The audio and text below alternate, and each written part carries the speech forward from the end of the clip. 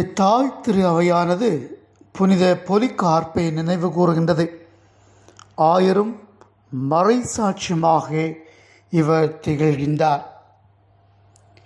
இப்புனிதர் அப்போஸ்தலிக்க தந்தையர்கள் என்று அழைக்கப்படும் புகழ்பெற்ற சபையை சார்ந்தவர்.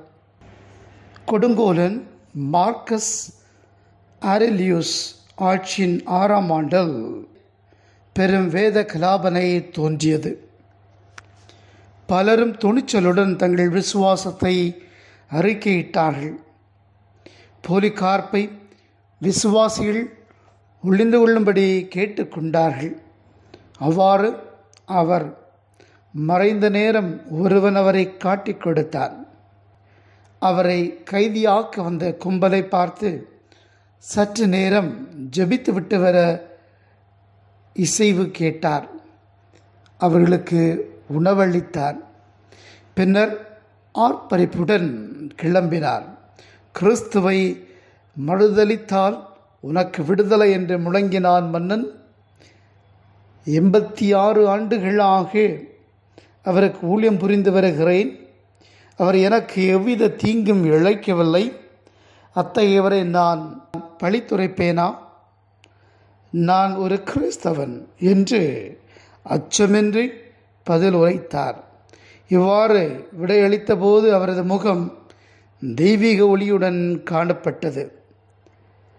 உடனே அந்த மன்னன் இவன் சுட்டரிக்க வேண்டும் என்ற ஆணையை பிறப்பித்தான். எதிர்ப்பாளர்கள் வெறியுடன் அங்குமிங்கும் ஓடி விறகு கட்டைகளை கொண்டு வந்து சேர்த்தனர். நான் அஞ்சி அழுது ஓடமாட்டேன். எனவே என்னை கட்ட வேண்டாம். எனக்கு உறுதியூட்டும் தெய்வம் நான் அசைவுறாதிருக்க வரமருள்வார் என்றார். எனவே கைகளை மட்டும் முதுகுப்புறம் கட்டினார்கள். நெருப்பு மூட்டப்பட்டது. ஆனால் அவ்வேளையில் ஒரு புதுமையும் நிகழ்ந்தது. விறகு கட்டைகள் விரைவாக பற்றி எறிந்தாலும் 4 சுவர்கள் எழுப்பி அவரை பாதுகாப்பது போல் தோன்றியது. அவரது தசை எரியும் போது தீய நாற்றத்திற்கு பதில் நறுமண புகை வந்து கொண்டிருந்தது. இதனால் ஆத்திரமடைந்த கொடுங்கோலன் அவரை ஈட்டியால் குத்தி கொள்ள கட்டளையிட்டான். அப்போது அவர் மீது ஒரு புறா பறந்து வந்தது. நெருப்பை அணைக்க போதுமான இரத்தம் மேலிருந்து புறப்பட்டு வந்தது. வெறித்தனம் நீங்காத சூழலில் அவரது உடலை அரக்கன் எரித்து சாம்பலாக்கினான். இந்நிகழ்ச்சி கிபி 155 இதே நாளில் பிற்பகல் 2 மணிக்கு நடந்ததாக வரலாறு கூறுகின்றது.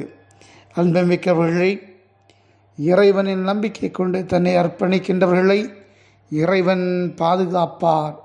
நம்பிக்கையுடன் ஜெபிப்போம், அர்ப்பணிப்போம்.